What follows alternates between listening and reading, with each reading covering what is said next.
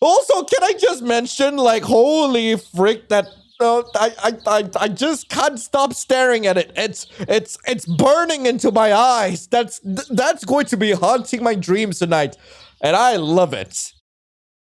To my dearest daughter, as you begin your new journey, let me tell you about all the love you will find in this world and the magic it will bring. Always remember, magic happens silently, born from moments both nameless and forgettable. True magic is delicate, ephemeral. It thrives only when it thinks no one is looking, nestled safely in the smallest spaces of quiet life. Always think deeply about those modest choices that shape a life, piece by piece. Examine closely those missable moments that exist so small, just one breath, one tiny beat of your heart, and they're gone. But above all, never hesitate to embrace those loves that bloom boundlessly, even when they grow beyond definition. If there one discovers the seeds of magic that flourished strongest of all, are you ready? Then, believe me when I say this, the magic of your story begins with a single choice. What will I serve today? With all my heart, Mom. Day 1. That's a lot of flavor text. I'm probably not gonna read it. Okay, fine, I'll read it. Some say Pearlglow was founded when a giant mermaid gifted the first settlers an even gianter clamshell. But doesn't that raise more questions like, we all know where mermaids store their shells, don't we? So then logically, that means somewhere out there is a giant mermaid, flaunting her even gianter Oh, man, okay, maybe I should read the flavor text. The sun-bleached town of Pearlglow isn't awake. Not yet, anyway. The morning sun has only just crested the horizon, painting streaks of soft yellow and cream through the sky. Second by second, the colors spread, blending steadily with the emerging pale blue. I, however, was completely unable to sleep. The primary reason stands stiff and stalwart before me, in the form of a locked oak door, the small cafe I can finally say I'm the proud owner of. I slipped the key into the lock, but no matter of twisting or jiggling convinces the rusty tumbler pins to yield. Come on, you shiny, well-oiled, very hard-working little lock. You know you want to open. The last word leaves my lips, and ka-chick. The lock yields and the door opens. Yay! Finally! I give the wooden frame a consoling pat. Of course, thank you for such diligent service. I appreciate you keeping everything safe until I could get here. With you standing in the way, nary a thief or illicit scoundrel would dare intrude, I think. When in doubt, sweet talk the inanimate objects around you, especially the ones with belligerent personalities. They want to feel appreciated, just like we do for all their efforts. What I don't tell the door is I will definitely be greasing its lock and hinges, but there's time to fix that later. Right now, my excitement propels me forward, like a kite tumbling through dust. I all but trip over my feet stepping through the door.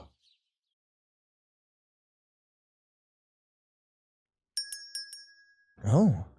The inside is dim, lit only by soft sunlight spilling from the arched windows. There's no curtains, perfect for teasing the outside world to peek within, and even better to encourage patrons to lose themselves in the swelling waves that wash distantly over Pearlglow beaches. The heart of the cafe, a magnificent, ancient oak, stretches upwards and outwards, forming a lush and vibrant canopy overhead. With every gentle sway, the branches cast dappling dances of light and shadow over the hardwood floor. Remnant specks of dust glimmer among the foliage, left behind by extraordinary days, long forgotten and longer past, but still they happened. Now they've done their best to grow small and create space for what the present brings. The sight of it all fades my bristly nerves into a strange serene peace. Tears prickle at my eyes. Oh goodness, I've never seen anything so beautiful. It's even more enchanting than the former owner described. So much charm and love emanating from every corner. I take a deep breath, My lungs swell with hope, my heart with joy. Never imagined a new beginning could feel so magical. I flick on the lights and ignore the one in the furthest corner that flickers a few seconds longer than the others. There will be time to fix that later too. Because right now, in this moment, there's only one thing that needs doing. It's time to open. I can't wait to get started. So step 1, make sure there's enough food for everyone who takes time out of their day to stop by. I approached the pastry case counter and dropped a hefty cookbook onto it. Preserved by old magic, the leather binding is still pristine robin egg blue. So inside there's hundreds, maybe even thousands of recipes inside curated in just as many years. Now unfortunately, seeing so many lives come and go, with each witch imbuing different parts of themselves and their magic within these pages, this cookbook has developed a rather troubled personality.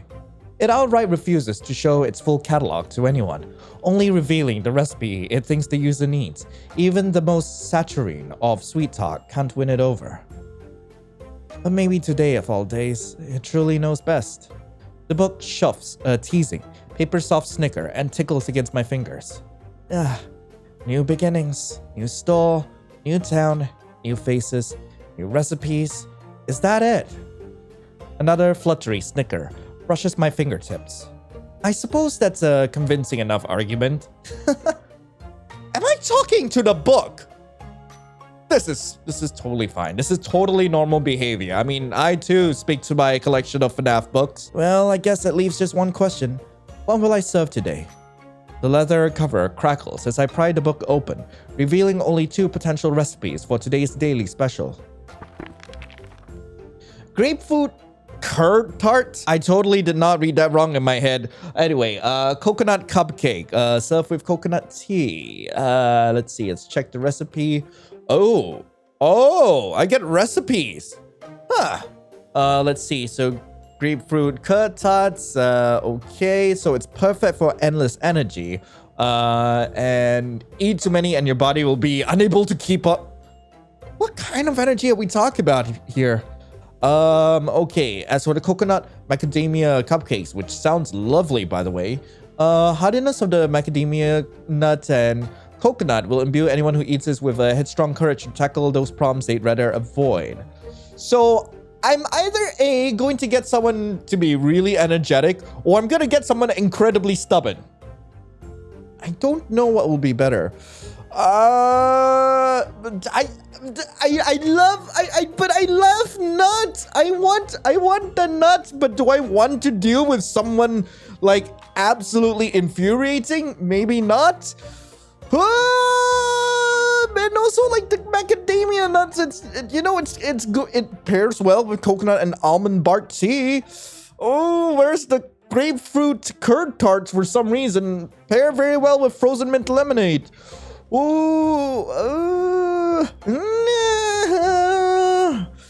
I will go for nut. I'm going to nut.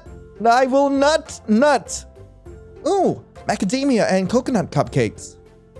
The macadamia buttercream sounds so fluffy and delicious. Paired with the coconut and almond bark tea, anyone who's brave enough to taste it will find a little more courage to get through any difficult days ahead. Now, let's get cooking. Is there a cooking minigame? Oh, there isn't a cooking minigame. Would have been really fun to have a cooking minigame though. And done. It's odd. I'm not more nervous, but maybe I have the confidence. Maybe I have the macadamia buttercream to thank for all this unfounded confidence. In any case, I hope my first customer arrives too. Oh. I never dreamed someone would enter instantaneously. But thank you, pastry goods. You are so cute. Excited, I watch them wander the shop as they study the decor, wholly entranced by their soft, gossamer beauty. Every movement is slow, precise. It almost seems like, like every time the sprite actually moves further off the screen, I can't help but to think that they're trying to move away from me. But most noticeably, they look sad. Finally, they approach the counter, silver strands of hair brushing against their cheeks, as they lean forward to inspect the pastry case. In their presence, the very air stills, even my own breathing slows. Every facet of their lithe frame is ethereal and delicate, like a soft fog flowing through the bay on the tails of a cold front. When finally it's wafted through every nook and cranny, condensed onto every house window, there's nothing but silence, stillness, peace. As I meet their eyes, paler than the stars, a shiver scuttles down my spine and jolts me back to the present. Right, first customer. A good impression is crucial. Idle admiration can wait. Hello! Welcome to... Goodbye! Pearlglow Cafe.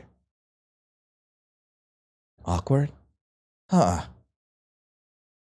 Did my first customer just run away? Oh no. Must have intimidated him. Was my voice too forceful? Maybe I came off too demanding. Curse these cupcakes and all this unacceptable confidence they've blessed me with. I guess now I know they work. But should I chase after that person? I mean, it would be really funny. It would be incredibly funny. He literally just ran away from us. And the first thing we're gonna do is abandon our post here at work and just gun after him. That will be incredibly funny. Let's do it. Right. There's no time to delay. He can't have gone far, so I won't be gone long. I'll just give them a free sample and apologize. Hello, dear sir! Please, I would like to give you a sample of my cupcake. I box up a dessert and dart from the store in dogged pursuit. Oh my god! I'm actually chasing him! Sure enough, I catch up to them right before they round the street corner. He turns, and the same terrified look from earlier fills his eyes once more. Good sir, I'd like you to try my cupcake! Excuse me. Pardon, I'm so sorry to bother you, but... allow me to apologize. I didn't mean to startle you. I sheepishly hold the box out to him. Here, this is for you. It's a vanilla cupcake filled with macadamia and nut custard, rolled in toasted coconut, and topped with a fudgy coconut ball. If there's something you've been scared to tackle, eating this will give you the confidence you need. No. I just realized I forgot the drink that goes with it. Sugar snaps. Well, if you feel like coming back to the shop, your next treat will be on me to make up for all the inconveniences I seem to keep causing you today. The expression, bewildered all throughout my bungled attempt at an apology, finally softens. They stretch their hand out, quizzically, and take hold of the box. Then with a silent nod of goodbye, they turn and continue back their way. Well, with that taken care of, I guess I better go back to the shop. Revigorated at having smoothed things over the first customer, I returned to the shop. Only to be greeted by a man, broad-backed and looming over the pastry case, unaware of my entry. Before me, his shoulders stretch like a horizon. His rust-red hair tickles against the nape of his neck as he stretches, rolling his head from side to side. How lucky to have another customer so soon. Unfortunately, as I approach closer, his tapping index finger and the scowl on his face becomes apparent. He taps a hearty beat against the counter, rhythmless and impatient. With a huff, he crosses his arms. Oh dear, I am not getting a good feeling about this. But even in the face of insurmountable annoyance, a witch must stand firm. I clear my throat, preparing to give the cheeriest greeting I can muster. Hi, welcome! Look, I don't care if you're in a hurry, if you ain't passing, so shut it and get in line, buddy. Oh. I've been waiting who knows how long, but is anyone around? No. Maybe the owner had to take a dump. Like a pop balloon, any cheeriness I had deflates within my chest as he continues to grumble in an endless tirade. Okay. Grand opening, my butt. What a joke. Must think because they don't have to work hard, others don't have a job to get back to. Huh. No doubt this butthole is fresh from the mainland too. All soft-fingered and pigeon-toed wearing their fancy silks. Better just try to make a quick buck of us before they hightail it home. Yeah, I'm so sorry for inconveniencing you, sir. Truly. Huh? He turns, noticing me for the first time. Hey. Hello. Welcome to Pearlglow Cafe. Thanks. So, you from around here? Well, I'm from right here. Like, I'm from this shop. Like, you are in my shop. Thank you for absolutely tearing me a new one, good sir. I totally appreciated that. No, I'm the, butthole fresh from the mainland. Wait. You're the owner of this cafe? Yeah. Seriously? Yeah. He's embarrassed. Damn. And for the second time in one day, my customer leaves without a word of explanation. He rushes past me, almost tearing the door from its hinges in his hurry to get as far away from me as possible. Good sir, I'd just like to give you my cupcake! However, rather than darting down the street like my other customer, he merely stops on the other side of the door. Tempted as I am to chase after him, I retreat behind the pastry counter with a defeated sigh. Where I should have been all this time if I wanted to avoid irritating yet another one of my potential customers. From there, I watch a tall man as he stands just on the other side of the door. Once more, he crosses his arms. Are you going to buy anything, good sir? A muffled thump echoes through the cafe as he rests his head against the glass, chin tilting towards the sky. What is he doing? Like, okay, like in my head, it sounds to me like for some unknown reason, he decides to just like press his chin up against the glass, just look at like, I am watching you. Like, is that what's happening here? No doubt, trying to dispel the annoyance I've caused him, he shakes his head and sends his hair swing. Then before I can deliberate further, he squares his shoulders and re-enters. Welcome back to the Pearlglow Cafe, sir. I'm sorry for inconveniencing you earlier. Huh. What? Wait, why are you apologizing? I'm the jerk with the big mouth, so... Yeah, I'm sorry. I shouldn't have said what I said. It's your opening day, right? So, of course you're going to be busy. Not like I'm your only customer. Well, I mean, as far as I can tell, I'm your only customer, but... You know what? Never mind. Not important. For all I know, you saw someone needing help and you rushed to their aid. You're obviously beautiful, lovely. What I mean is you're obviously a compassionate and caring woman. Only natural you'd go to help them, right? And yeah, that's that, I guess. Today's lesson: don't be an impatient butthole. He sniffs short and sharp and scratches idly at his nose. Anyway, I'm Graham Reed. Sorry it got stuck with me as your piss-poor welcoming committee, Miss... Oh, Juniper Brooks. It's a pleasure to meet you, Mr. Reed. Cute. Pardon? Nothing. Just a sneeze. Cute! Cute! His lips purse as he bends over, studying the food on display. You got any specials? Yeah, of course. Today's special is a coconut macadamia cupcake, and it's served with a hot cup of coconut almond bark tea. Life is full of difficult decisions, so this treat borrows the hardy properties of coconut and macadamia to give the eater courage to face the hardest of truths. The tea helps bolster your spirit even further. Must be even dumber than I thought. Huh? What do you mean? Well, I don't understand any of what you just said. Oh, it's fine. The food is magic? Oh, only the daily special. Everything else is just guaranteed to taste delicious. Huh. Don't know why I assumed the line on your sign up front about magical pastries was just some sort of shady advertising scheme. Guess it says a lot about me. So, why do you only have one magic thing a day? That's just a limit on my current abilities. Unfortunately, ideally everything I serve would be magically enchanted so I could meet the needs of anyone who enters looking for a certain effect. But my current skill set, it's easier to ensure the magical effect is evenly distributed when I work in small batch quantities. I wouldn't want anyone to accidentally perish because they ate an improperly balanced banana muffin and wound up overstimulating their conscious mind by remembering every tiny thing they've ever forgotten in their entire life, you know? Has that happened before? Not because of me. Anyway, moving on. Right. Well, anyway.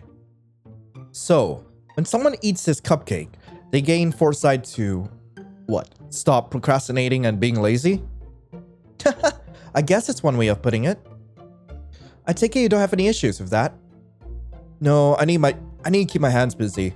Too many troublesome thoughts otherwise. Besides, time passes no matter how you spend it, so there's no good in being idle. Huh. Well, hearing you say that makes me think you might be the perfect person to try it. When I made it, I imagine it would really be more helpful for someone to find courage. Courage? What the hell would I need courage for? Well, to maybe face some of those troublesome thoughts you've been bothered by. He grumbles, or what's that pleasantly gruff noise a laugh? Yes, I'll take one. How much? How about free? Especially after, well, earliest mishap. Well, I think we've established that was more my doing. And then, when I turned and saw you for the first time, it was like my mind was instantly fried. I'd never seen anyone like you before. Wait, I don't mean that in a bad way, if that's how it came out. I've never seen anyone as beautiful as you before. You know what? New life lesson. Let's just ignore me. Like I said, I'm dumb. So, anyway, I'll just take those pastries to go, please. Of course, Mr. Reed. Coming right out. With his pastry and drink gathered up, I pass them over the counter. Mr. Reed takes them in arm and nods goodbye. As he leaves, I think I catch a soft smile of satisfaction spreading across his lips with every step. As soon as the door tinks gently behind him, I erupt into giggles. What a handsome and strange man!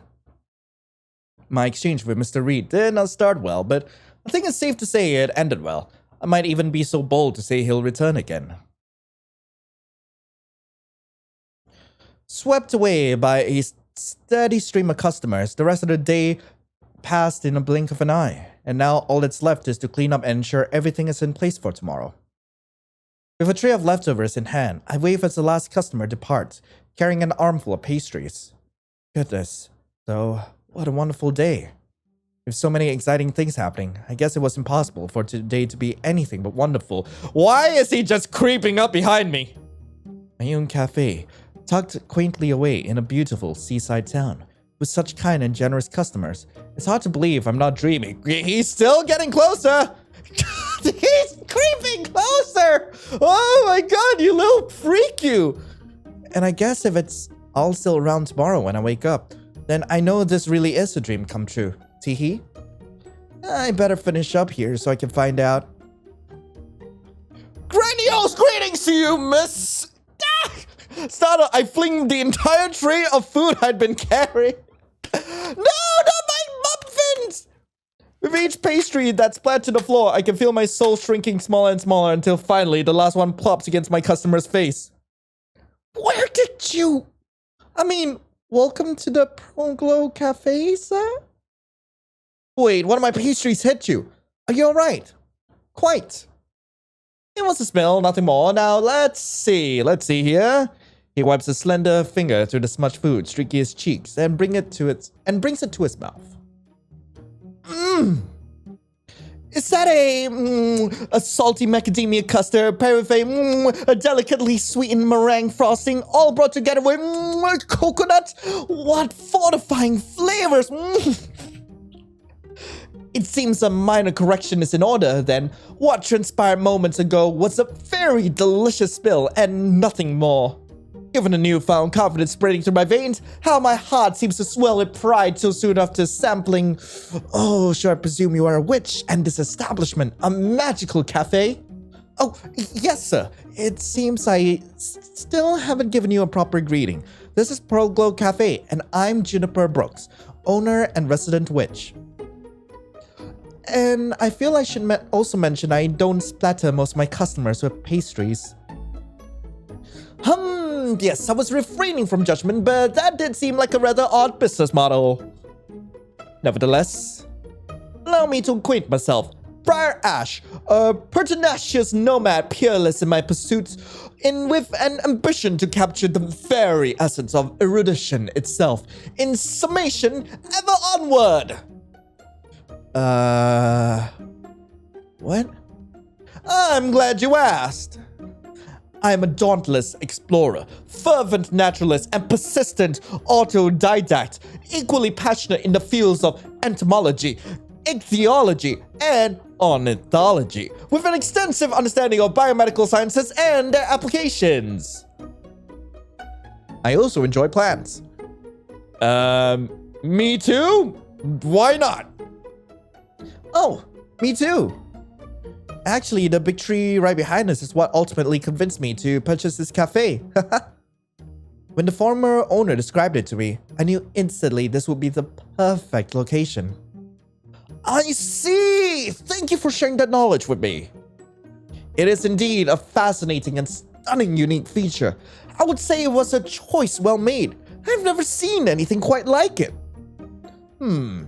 Actually, since you say you are interested in botany, you may be interested in what I have to say. Did you know here, on this very island of Pearlcliff Bay, a rare herb is rumored to grow, known as the Mythica botanicus? Colloquially known as the whisper leaf, it possesses dainty pearlescent blossoms that glimmer like stardust beneath the moon, and serrated leaves that melt like wax between the fingers. Legends of old say it contains many properties: corporeal rejuvenation, boundless wisdom, invincibility in battle, and prophetic visions. Oh my, I never heard of such a thing before. It must be very rare. So you're visiting Pearlcliff in search of that plant then? What did you call it? The mythical herbical... The Mythica botanicus! And no, not at all. My purpose in Pearlcliff Bay is purely one of leisure. I heard the beaches were quite nice here, with a fine white sand, softer than any pillow.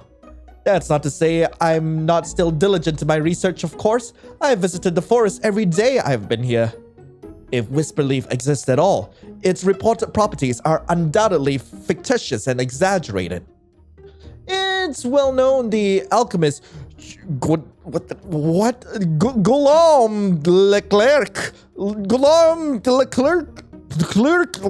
It's well known that the alchemist Guillaume Leclerc, deeply ashamed by his year-long quest for an anti-inflammatory remedy for his gout, would often fabricate other, more exciting causes to rally crew behind.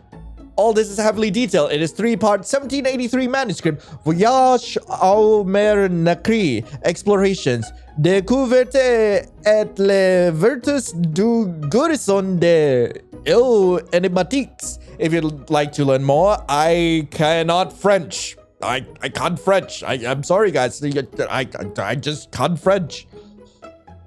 Huh. Did I ramble too much? No, not at all. Goodness, you're very knowledgeable, almost like a walking encyclopedia. I feel like I should be paying attention to you lecture at the university, not here in my cafe. Oh, good. I'm relieved you think so. I would be more than happy to answer any questions you may have, about anything in fact. And should I not know the answer, I assure you, I'll find out. Well, I must confess, I am still a little confused. So you're a scientist or a doctor of some sort? You seem astute in your judgment, so whatever title you think fits me best, then I will happily answer to it, Miss Brooks. Then, let me officially welcome you to Pearlglow Cafe, Dr. Ash. Truthfully, I wish I could say I understood more of what you've told me tonight, but well, I think your knowledge far outpaces my own. There's no shame in not knowing. In fact, isn't searching for answers the most exciting part of life? That much I can agree with. Now, if I may be so bold as to say, of all the places I have traveled, I have never been more immediately enraptured and felt such an arrest of spirit than by being here. Your cafe is absolutely rife with charm. Truly a delight to be able to bask within it. He stretches his hand towards me, and a few chips of dried mud crack and sift to the floor. Immediately, he retracts his hand.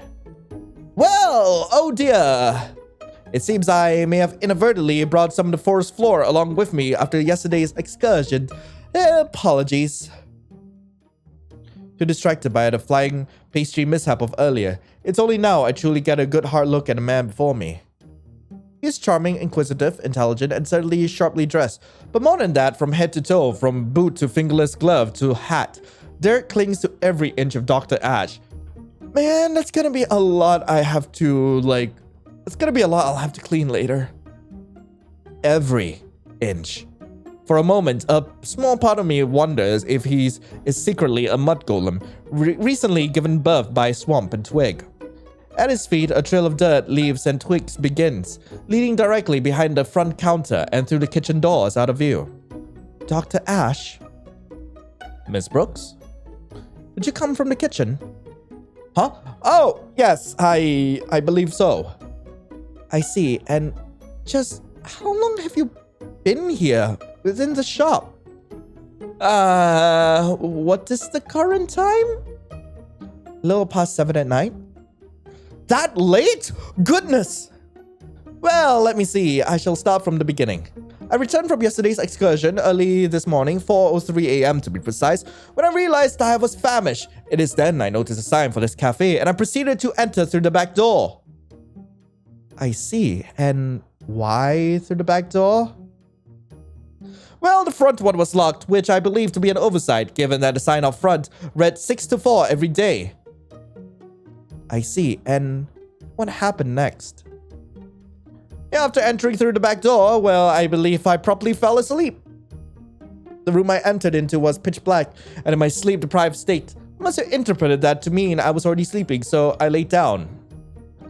Until, of course, I woke up, and they decide to jump me.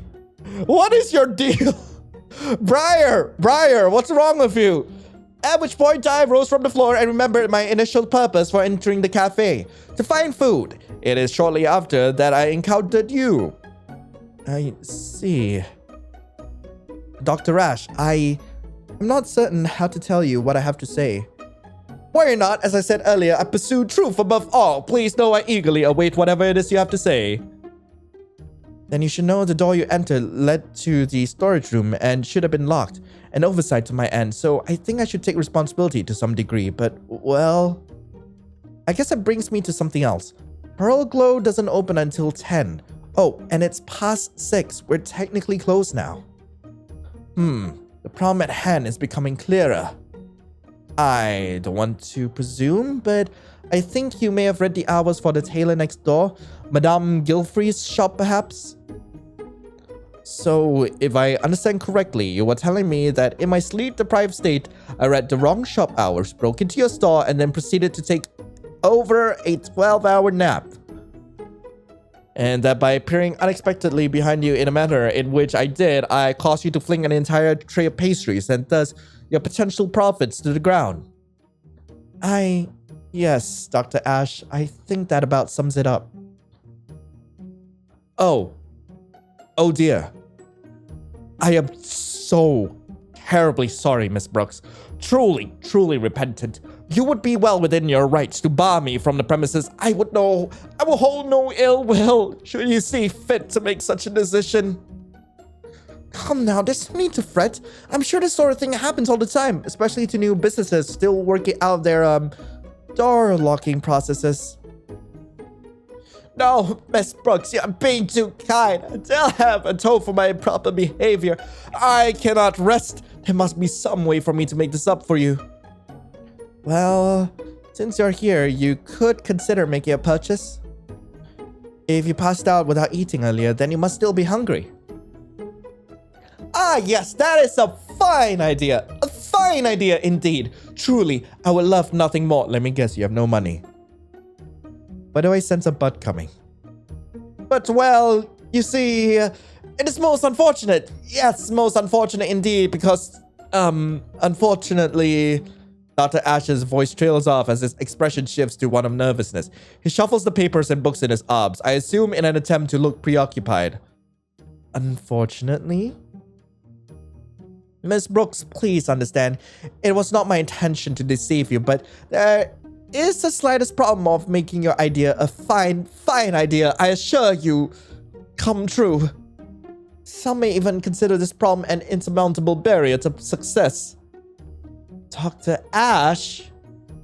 Okay, your first instinct will be a negative one, but I implore you to try and understand. Primarily, I sleep amongst lush foliage and dense bracken surrounded by wilderness, dining only on that which I can forage. Nuts, berries, the occasional small prey mammal. Dr. Ash? Well, you see, it's a fine, nutritious diet, but also a free diet. So you have no money. So I have no money. And at that, I laugh, long, loud, and uncontrollably. Giggles tumble from me, even stronger as the doctor's expression shifts from one of worry to confusion. Even tears spring to my eyes. It takes a good minute before I'm able to compose myself, wiping my watery mirth away with the back of my palm. Miss Brooks, is now when you expel me from your store? Possibly even report me to law enforcement for being a public nuisance? The worried look in his eyes, like a rabbit caught between a trap and a fox, dispels any further thoughts of laughter. What? No, of course not. I'm sorry, I didn't mean to offend you. It's just, you're so full of surprises, Dr. Ash. One right after the other, it seems. You're quite unlike anyone I've ever met. Can I turn him to soup? Is that what's happening now? Can I turn Briar Ash into soup? Now, wait right here. I'll be right back. Swiftly, I duck into the kitchen and box up several leftover pastries. I wasn't gone more than a minute, but when I returned to the cafe dining room, Dr. Ash's mud trail has already doubled from his exploration around the cafe. Could you at least stay in one spot? I have so much more to clean now because of you, Briar Ash. He spots me and with energy reminiscent of a young pup, bounds over to my side, taking keen interest in the pastry box in my hands. You return? With cupcakes? They're leftovers from today. Ah, you're heading home for the night, and those fine delicacies are coming with you, I presume? No, these are for you. What kind of cafe owner would I be if I let someone leave hungry? Gingerly, he takes the box in hand. Really? For me, Miss Brooks? You truly mean that? You're not just teasing me? What? Have I given you the impression that I'm that kind of person? Also, I suppose I did laugh at you earlier when you confessed your financial plight, so maybe I really am that kind of person. Oh dear. My mother will be so disappointed in me. No, apologies, Miss Brooks. That's not what I intended, but are you sure? Surely this is too much kindness to be shown to a complete stranger. Well, you shared your knowledge with me earlier, so now it's my turn to share what I have with you. After all, food's whole purpose is to be eaten, right? So think of this as a trade. Also, maybe you could help clean up some of this mess. Mysteriously, it seems to keep growing. Sheepishly, he turns to survey the mud and spilt pastries, before rounding back to me with a resolute nod, his eyes set with more determination than ever before. First, I clean. Then, I savor every bite. Can he please take a shower? Please. And so, Pearlglow Cafe's first day comes to a close. Not long after bidding farewell to Dr. Ash for the night, I headed home. After also ensuring the storage room door was locked, of course. I never felt such an overwhelming exhaustion before. My bed greeted me immediately, and sleep soon after. That night, my dreams were sweetened by the mysterious, strange, and charming people I had met. I moved to Pearlglow, hoping to discover a recipe all on my own, one that I'll be able to add into the family cookbook. Not once did I imagine my new life will be filled with so many beautiful people. Whatever is in the water here, it's truly something remarkable. I wonder if I could bottle it and sell that too. Well, I guess we're getting into day 2 then. Ooh. You know what I heard? That this is coming straight from my cousin. So you know it's true. Anyway, she said Sonny O'Keegan heard from his wife. Oh, you did hear this from me. But did you know she wants a divorce? Well, anyway, she heard from this grimy sailor who heard it from... Oh, you're in a hurry. Well, why did you say so? Yeah, anyway, everyone's talking about this ghost roaming the park. Ghost? What? This morning, the cafe lock has decided to continue living its stubborn existence. No sweetened words can charm it, and no amount of force convinces the key to turn. It would seem my second day of cafe ownership is off to a smooth start. Was it something I said? Or did? You can tell me, please. I promise. I won't get mad. Just know that whatever my transgression, I apologize from the deepest well of my heart. My voice has almost turned hoarse from begging, and my knees ache from crouching before the door, trying to peer through the keyhole. Please, please, please, if you just do me the small kindness of opening once more. Do I even want to know? Startled, I turned over to see Mr. Reed, hair glimmering from the morning sun and skin already glistening. It's early, with the rest of the street still bare of pedestrians, horses, and automobiles, but he seems to have had a hard-working morning already. Like, also, can I just mention, like, holy frick, that I just can't stop staring at it. It's burning into my eyes. That's going to be haunting my dreams tonight, and I love it. Oh, Mr. Reed, good morning to you. I extend my hand for a proper greeting. There will be no mistakes with my customers today. Hesitation creases his brow before he reaches his hand out and swallows mine. Though the skin of his palm is rough and calloused, his grip is surprisingly delicate. Morning.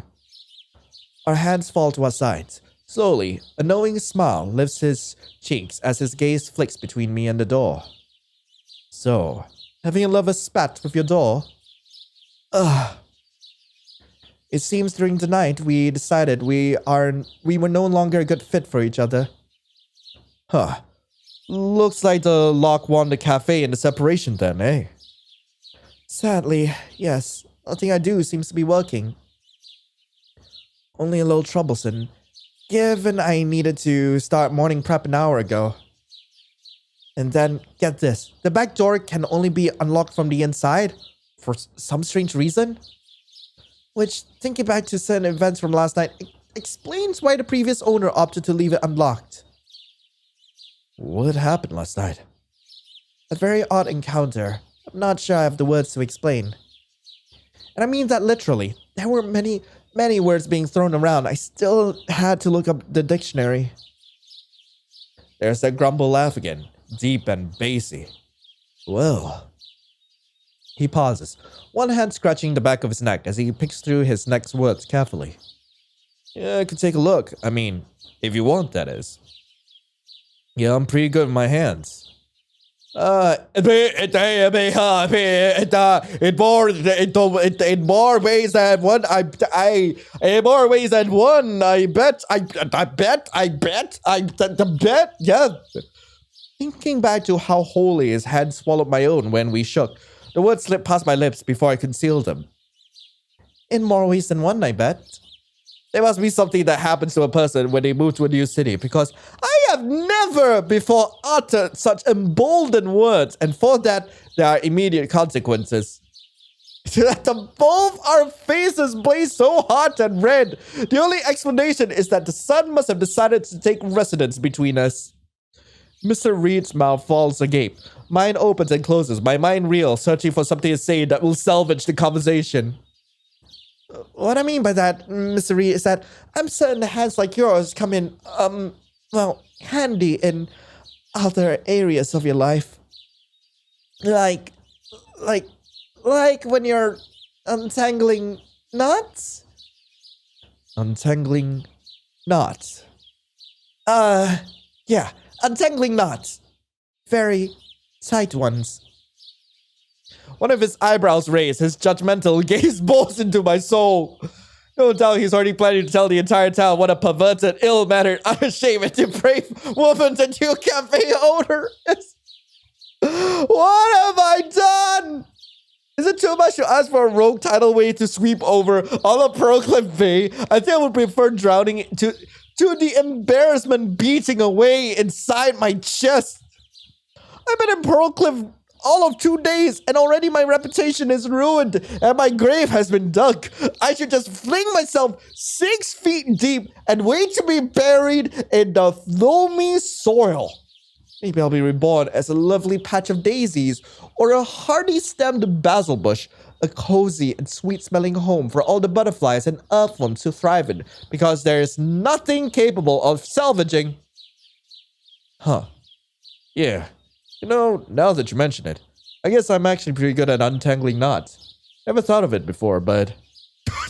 He's such a meathead. He is such a goddamn meathead. I love him, but goddamn. Oh my god, that just went straight over your head. You are a mountain of a man. How did that flow over your head? You're right. I never had any issues. Even if the ones others can't seem to untie. Doesn't matter how knotted something is. I can get a knot untangled. It's almost like my hands are made of butter. That's a way to describe them. That's a way to describe them, Mr. Graham. Well, I forgot what's your name. I forgot. Okay, I know Graham's probably your last name, right? Right. Yeah, of course. That's exactly what I was thinking. Anyway, I'd love your assistance with my lock if it's still an option. Yeah, of course. I'll go fetch my tools, and I'll be right back. With a wave, he scampers off towards the street corner. He returns shortly, a tattered and dusty canvas bag in hand. With a raucous clatter, he drops it to the ground and sets to work. Meanwhile, I stand awkwardly behind him. The only sound between us is the lock clicking beneath his tinkering hands. Mr. Reed is the first to speak. So, how'd the rest of your first day go? Meet anyone interesting? Aside from you? Are you making fun of me? No, honest. He twists, his eyes narrowing as they meet mine. A short grumble bubbles in his throat, before finally, with reddened ears, he turns back to the door. Thanks. Yeah, I guess. Anyway, aside from me, did you meet anyone interesting? Well, I guess I met Dr. Ash last night, and he is definitely what I would classify as interesting. Huh. He a chatty, smart-talking kind of man, ditzier than a squirrel on caffeine, liable to snap like a twig if it breathes too deep? Yeah, that certainly sounds like Dr. Ash, alright? Yeah. Let me guess. He's the source of last night's events. It sounds like you know him quite well. Yeah, I know him. He's only been here about a week, but he certainly makes an impression. Definitely, interesting. Seems like a good enough guy, I guess. He offered to take a look at one of my pregnant cows when he first got here. She wasn't eating or drinking right, real sick and losing far too much weight. But he gave her some kind of herb that fixed her right up. Aha, so he's a vet. I had such a hard time piecing together what he was telling me yesterday. Definitely not a vet. He made that clear enough. He's... Honestly, I don't know. Maybe he's just too smart for someone dumb as me to understand. I don't know about that. I'm fixing my door. You're doing something pretty clever right now, I think. Just in a different language. Nah, this is nothing. The conversation dies like a swatted fly then, all the while Mr. Reed continues tinkering. He lowers his eyes to the keyhole, inserting thin metal sticks and twisting the doorknob on occasion. I would love to insert thin sticks inside of... Never mind. Don't. Shut up. I know that was bad. Let's just get back to the game, please. My job then is to reignite the conversation. I saw back through everything we've spoken about so far, searching for something to latch onto. So, you work at a farm? Own it, I guess. Took her a few years back when my pa got too sick to work. Oh no, how's he doing now? he's fine. Still too frail to run things, but he certainly nags like it's a full-time job. Aw, you must stay pretty busy then. Yeah, busy is one word for it. Exhausting is another, but... it's what it is, I guess. Our bodies all give out one day or another. I know it's probably not my place to tell you to make sure you're well rested, Mr. Reed, but it is important to take care of your body. Yeah, sure, but time passes no matter how you spend it. No good being idle. That's true, but I don't think there's any shame in resting, or even in relying on others for help every now and again. In fact, I'm relying on you right now, even. I can't tell if he's displeased by what I said or merely in deep thought. Either way, I decide it's best to divert conversational course to something else. Well, like I said, it's not my place to nag, so what does your farm produce? You mentioned cows, so I want to guess dairy? Beef? Yeah, cheese, cream, beef, you do it all. Mom maintains a pretty sizable garden too, so I sell off whatever extra she has at the local market. What else? Yes, we also have chickens, a few donkeys, and a horse, so he's a bigger ass than the actual asses. Oh, wow. Really? I've never been on horseback before. Seriously? Never? No, never. Hard to find horses in the city these days, and even here in Pearlglow, it seems most people have switched to automobiles. Yeah. Fair enough assessment, I guess. Me personally, I've had a horse most of my life. Used to be how I got everywhere, but someone was practically giving my truck away for free, so I guess, why not? I still ride him around the bluffs. Sunrise views never get any better than that. To be able to overlook the ocean on horseback with the sun rising far off in the distance? It sounds like a truly unforgettable experience. Can I just say I freaking love Graham so far? You're lucky. I'd love the chance to go riding. Well, maybe I could take you someday? Sure, it sounds like fun. What's your horse's name? Everyone always asks that. Mr. Reed sighs, an incredibly low and irritated sound. Oh, Graham Reed's. His full name is Princess Seastar Gilbert Sweet Potato, the 17th. The 70th. And before you say anything, my little sister is the one who named him. She was only 2 when we got him. What? That's such an adorable name. You think so? Well, feel free to call him Gilbert. Is what I do. Though when he's aggravating me, sometimes I call him Baked Potato and threaten to throw him into the oven. Anyway, don't let his name fool you. He's an old nasty thing now, always in a sour mood, worse than a barrel of piss and vinegar. Right now, we've got a few peach trees at the edge of our field flowering, and he's obsessed with them. Spends all afternoon eating every single peach. If we want any for ourselves, we've got to trick him into his stall with a trail of sugar cubes, or he tries to chop us to bits. With every word about his farm and family, Mr. Reed's face lights up brighter and brighter. Seeing the apple of his cheeks pop with every slight smile is not only endearing, but it sends my heart fluttering. You must have fun spending so much time outdoors, surrounded by nature and animals.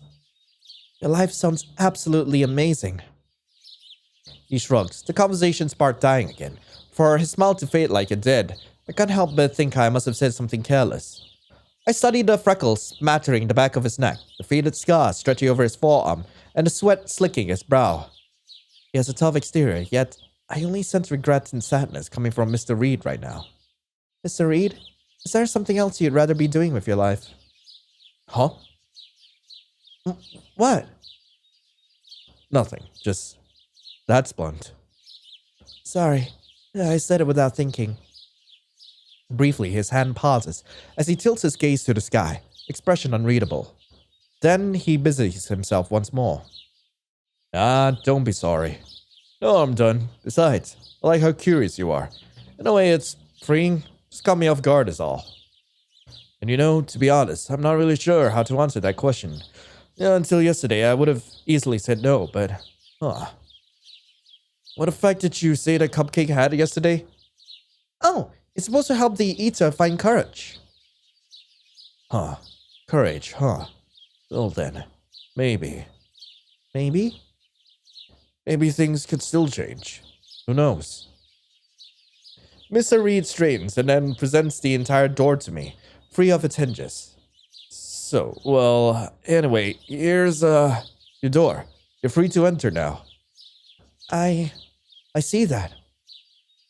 You had to remove it though? Is the entire door broken? Does it need to be replaced? Ah, nah, no need for that. Can't prove it without taking the doorknob apart completely, but I think the tumbler pins inside the locks are seized. Around here, with all the rain and salt spray, it happens more than you'd think. Rust forms pretty quickly. I see. Never would have known that if not for you.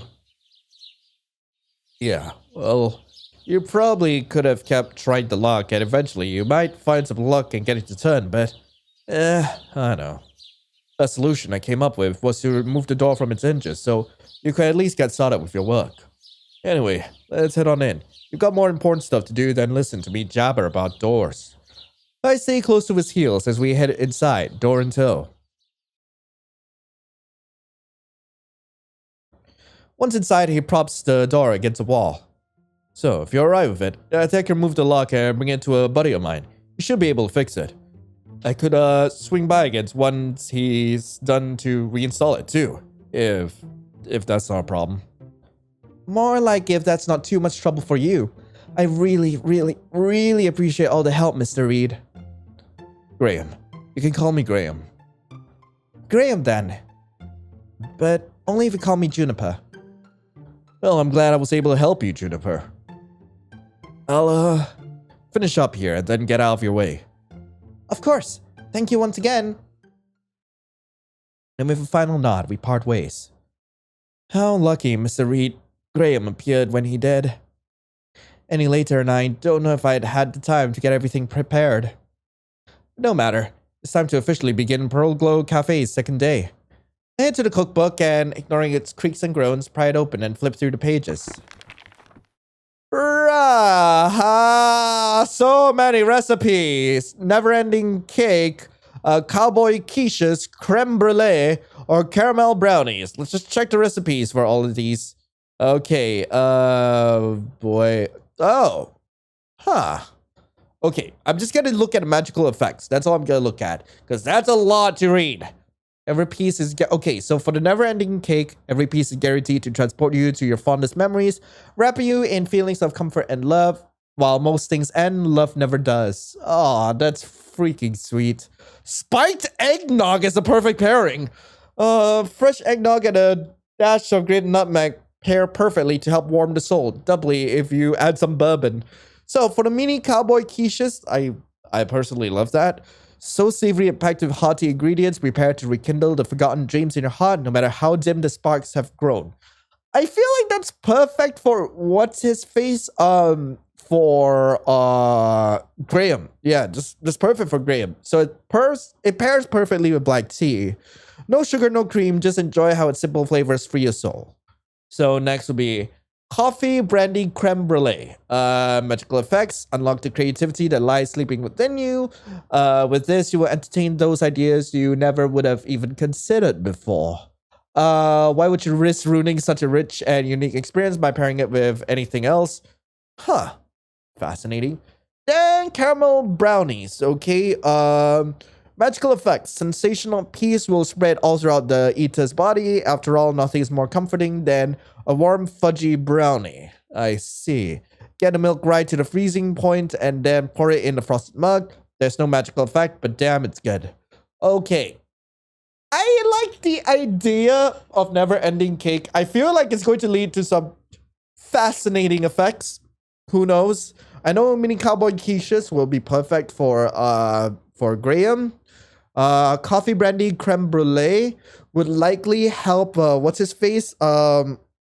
This will definitely. Well, it also helps Graham, but I think this is specifically for Ash, like Briar Ash. I don't know about never-ending cake. I guess I'll go for never-ending cake. Let's go for that. Yeah, let's do that. Ah, the never-ending cake.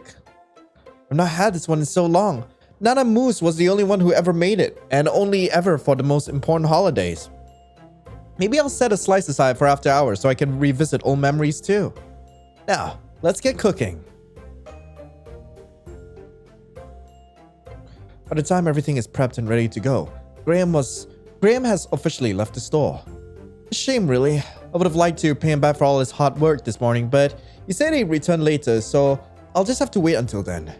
One by one, I place the pastries in the case until they've created a beautiful, mountainous pile of food. Each portion balances perfectly atop another. After yesterday's success, I thought it would be best to double the inventory, and now today's display looks even more impressive. Business picks up soon after opening, with a steady stream of customers. A few linger at the tables, catch up with old friends who are scribbling hurriedly in notebooks. One by one, they all leave shortly before noon. Some promises to return, some slip silently away, but every single one leaves with a smile on their face, ready to continue on with their day. It's during this short post-lunch lull when Dr. Ash appears, entering right as I'm swapping out empty trays. Instinctively, I grab the tray tighter. I have no desire to clean up flung pastries again. And is he clean this time? He's clean. He's clean. Is he clean? I have no idea. He quickly approaches the counter, a beaming smile on his face. Greetings, Miss Brooks. I return once more and through the proper door this time. I see that. Very good. You're looking well today, Doctor. Of course, a testament to your cupcake's effect, I think. Perhaps it's also because of said cupcake I'm able to tell you the decision I reached tonight. Oh? A good decision, I hope. I believe so. I still would have trusted your judgment, but I would like to request you call me Briar. No Doctor, no Ash, just Briar. I hope that's not a problem. Oh, how could that be a problem? I want you to be comfortable here, so however you'd like me to address you is perfectly fine. Feel free to call me Juniper, too. Farewell. Now, with that matter settled, Miss Juniper, allow me to reveal why I have truly come before you today. You see, I am once more in need of your assistance, this time as it relates to a significant discovery I made last night. My, that sounds fascinating. I've never been involved in any sort of discovery before. What did you find out? I'm glad you asked. In a rather magnanimous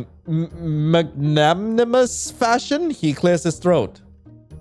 Were you aware a flightless avian, known colloquially within the greater Pearlglow region as a snipe, resides in the nearby forest?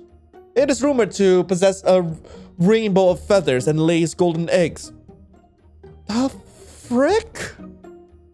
Huh. Well, I know I just arrived at Pearlglow Bay, but that's definitely not true. Where did you learn that? Briar, where did you learn that? Why, the tavern, of course. No better source of local news. No better source than drunk sailors? Well, I will admit the patrons I spoke with were indeed inebriated, but aside from that, they seem like noble, upstanding fellows. They inform me this snipe only appears on full moons, which coincidentally is tonight. And that coincidentally brings me to you. To me? Yes, do you have a sack I may borrow with which to catch this snipe? An empty flour or oat sack would work wonderfully. Of course, I understand that by asking this of you, I will once more be indebted to you, and I am fully prepared to repay you in any way I can. Even with my body, if I'm not— My dude! Chill! Did I hear that right? Judging by how red its cheeks have turned, definitely. That's a very kind offer, but Briar, I think the men you spoke to are pranking you. I know. You do? Then why? Well, it provided me with an excellent excuse. An excuse for what? It matters little now, for alas, my heinous duplicity has been unveiled, and with it, my plan foiled. Okay, now I am certain I have no idea what you're talking about anymore. He sighs. In truth, I only wanted to see you again. Oh. I'm sure you find me incredibly foolish now. No, not at all. Briar, you can just stop by the cafe. You don't need a special reason. Whenever? Yes, whenever. I don't mind, truly. Huh. And you are certain about this? Absolutely. Then I will see you again someday? Of course. I'm not going anywhere soon, and neither is Pearlglow. But are you leaving already? Well, alas, while the food in your pastry case looks delicious, he buries his hands in his pockets only to pull out empty. My financial situation remains unchanged from yesterday. How are you a researcher? And like, seriously, how have you been surviving? I know you've been like foraging and like hunting throughout your life, which is pretty cool, by the way. But how? So I sighed. There's no impatience to it, only playful amusement. You're like a stray pup, you know that? I don't have enough pride within me to deny that allegation, especially when we both know there's so much truth to it. Yet again, you prove how astute you are in your judgments, Miss Juniper. From the pastry case, I withdraw today's special and pass it to him. May I eat it here? Of course. Feel free to take a seat at a table or... Without hesitation, he takes a full mouth bite. Crumbs clutch at the corner of his lips for dear life. Or you can eat it in front of me. Most people are receiving their order, retreat to a table, or promptly leave. It's rare I'm able to watch someone's face shift as the flavors dance along their tongue. Briar makes no attempt to disguise his expressions, and I watch his face shift from eager anticipation to unbridled delight to heavenly joy as he chews. It sounds like a compliment. He swallows hard, and with all his might, resists going for a second bite. I've never tasted anything so delightful, Miss Juniper. Even better than yesterday's. With such boastful layers of decadent chocolate and rich buttery sponge cake, and it's all wrapped in the sweet embrace of a smooth ganache. I can tell this dish has much history and tradition behind it. His words are earnest and genuine. So much so, I don't even think he realizes he's practically leaning over the counter now. Whether it's from the praise or his proximity, I don't know, but I have to quell the blooming bashfulness fluttering in my heart all the same. Thank you so much. I don't know that I've ever heard someone speak so beautifully about something I've made before. Are you secretly a poet, Briar? A true poet could write ballads until midnight on the rapture your food has brought me. My words are faulty, a mere imitation, for I lack the necessary diction to truly define how wondrous and sated I now feel. His face grows serious, brows drawing together. Miss Juniper. Briar? Thank you once more for sharing such a delightful treat with me. I must leave so I can discover great knowledge to share with you in exchange. Do you understand? Not entirely, no, but I certainly don't want to stand in the way of your greatness. Farewell for now? Farewell for now. He straightens, moves the wrinkles of his coat, and departs. Well, I guess I'd better get back to work then, too. It's as I'm dusting shelves that a cold front washes over me. I turn startled to meet eyes paler than the sky. It's the dude! It's you! Apologies. Without the doorbell, I didn't hear you enter. Welcome back to Pearlglow. Thank you so much for giving us another try. Can I interest you in today's special? The head tilts delicately to the side. First they blink, then I blink, then they blink again. And that is how we spend the next few seconds, silently blinking awkwardly back and forth at one another. Or maybe I could get you a sample. They nod. Great! They follow me to the pastry cakes. I reach in and pull out a thin sliver of cake. They extend their hand and I drop it in. Today's special is known as the never-ending cake because, well, it's normally one of the longest, most impressive cakes you will ever see. Unfortunately, to serve it here, I ended up having to go ahead and portion it out, so it probably doesn't look as impressive. But, well, anyway, it's made from a moist, pillowy sponge cake and layers of pudding and custard, all covered with silky chocolate ganache. Just one bite will transport you to your fondest memories. The thick, creamy eggnog it's served with will also make you feel like you're being wrapped in a warm, fuzzy blanket. By pairing them together, you will immediately know how loved you are and always will be, no matter what happens in life. They take teeny tiny itty-bitty nibbles, truly relishing the food. Only once it's gone do they look back towards me. Well, what do you think? They blink, preparing to speak.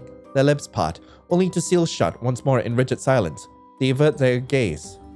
The apple of their throat bobs, and their eyes shift from one corner of the bakery to the next. One hand tugs at the fabric of their coat. Are they unable to speak? Maybe they're just very, very shy. Either way, I can talk enough for the both of us. If you need more time to decide, that's perfectly okay. And if you didn't like it at all, please don't feel pressured to take anything. In fact, you can have a sample anytime you need help deciding. They shake their head furiously. One of their fingers points to the display case, and then before I can ask what they mean, they give me a stiff thumbs up. Oh, so you did like the cake? They nod. And you would like a slice? Another nod. For here or a head shake this time? To go then. A final nod. Great, I'll get your order boxed up right away. How many would you like? A single finger rises in answer. Perfect. Then here you are. I nudge a box of sliced up cake and a to-go cup of eggnog across the counter. They collect both, and then for the first time, they smile! They're so precious! Frick! I love them! Even a slight blush reaches their cheeks. And then, grateful and beaming, they slip from the cafe. Bye! Come again soon! I'm sure it's just a trick of the light, but if anyone were to ask, I would swear they disappeared as soon as the sun touched their skin. How curious. But back to work. Before I could blink, the rest of the day passed before my eyes. The hours slipped away in a whirlwind of bustling activity and left the day feeling even busier than usual.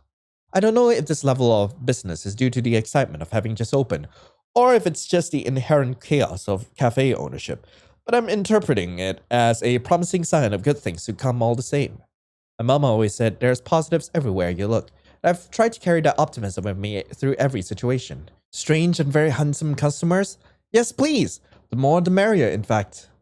Obstinate cookbook not help you craft up a new recipe? Just throw things into a mixing bowl and whisk away. You might accidentally discover something special. Lock not cooperating? Just take the door off. All day long, a pleasant breeze will flow freely through your cafe, caressing your cheeks and tussling your hair in respite from the kitchen's warmth. It's only when the breeze ceases that I emerge from the flowery mess I've created in the back. Graham stands near the entrance, reinstalling the door. Oh, Graham! I didn't know you had returned. Apologies for not greeting you earlier. He grunts in acknowledgement. His lips are curled tight around a small metal rod. A piece of the door, I assume. Can I assist in any way? Another grunt, followed by a terse headshake.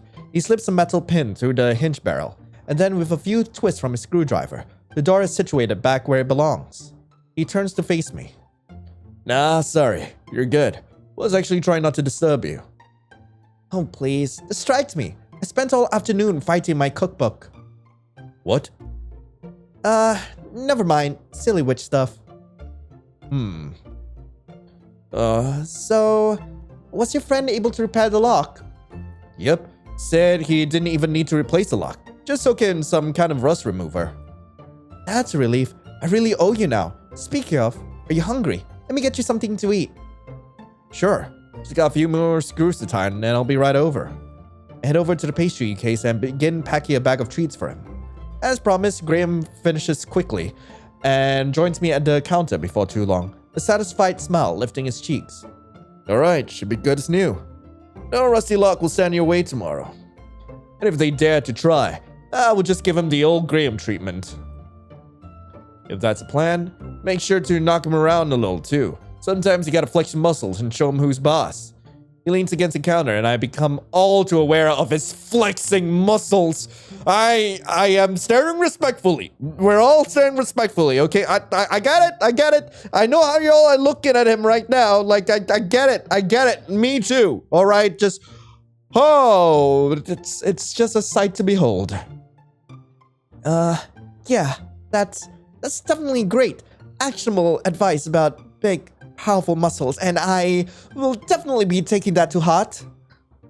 Anyway, here. I slide the pastry bag towards him. Huh? What's this? He picks the bag up and peers inside. My treat to you, as we discussed earlier. What? No way this is all for me. It absolutely is. I have to repay you somehow. Thanks is how most people do it. Thanks isn't enough. Without you, I most likely would have had to close or call a locksmith or something. But none of that matters because of you and all your help. So, take the food. Nope, can't do that. This is way too much. The bag's about to bust at the seams. Sorry, but you don't have a choice in the matter. Feel free to share with your family or keep them all to yourself. Either way, this bag is all yours, so do with it what you will. Huh. A familiar grumble reverberates through the air. Alright, well, I'll take it, but that just means I owe you now. That is absolutely not how this works. Undeterred, he turns away from the counter. His eyes scan the room, bouncing from wall to wall, and corner to corner. Come to think of it, I did see a few shingles on your roof that could do with some replacing. Wait! And I think I felt a few squishy floorboards when I was walking around. Who would swap those out? Hang on a second! Pretty sure some of your exterior paint's chipping too. Never can go wrong with a new coat of paint. Would definitely help attract some customers even. But no! Oh, I think that oak over there could do with some pruning. Some of those branches are getting pretty close to your ceiling, and we definitely don't want that. What else? What else? Ah! I bet your gutters need... Mr. Reed, hold it right there! Absolutely not! To everything! He chuckles. Alright. Sorry for teasing so much. Seriously though, Juniper, thank you for these. Are they magical? Oh, yeah. Thank you for reminding me. I've included some non-magical food, just some extra bread loaves, but you'll find today's special is inside as well. It's a never-ending cake. It's an old recipe. Maybe one of the oldest in my family, with so many flavors and components. Rich chocolate, sweet vanilla, creamy custard. It's supposed to bring up some of your fondest memories. Well, it definitely smells and looks delicious. I look forward to trying it. I'll, let you know how I like it next time we meet. Please do, and if you're feeling generous enough to share with anyone, I'd love to hear their thoughts too. Sure thing. Anyway, it's getting late. Yeah, I'm sure you're getting ready to get home now, so yeah, I'll be going. See ya. Have a good night, Graham. I wave goodbye to him, and to the end of my second day as a cafe owner. Anyway, that's all the time I have for today's episode. Thank you guys so much for watching. If you guys do want to play this for yourselves, link to the game will be in the description below. This game was incredibly charming and freaking darn it. Like, I can't get over just how absolutely beautiful everyone is. And the writing is like, it just leaves me with the warm and fuzzies. But anyway, thank you all so much for watching. I hope you all have a lovely rest of the day. And as always, I'll be seeing you in the next video. This is Lion, signing off. Ciao.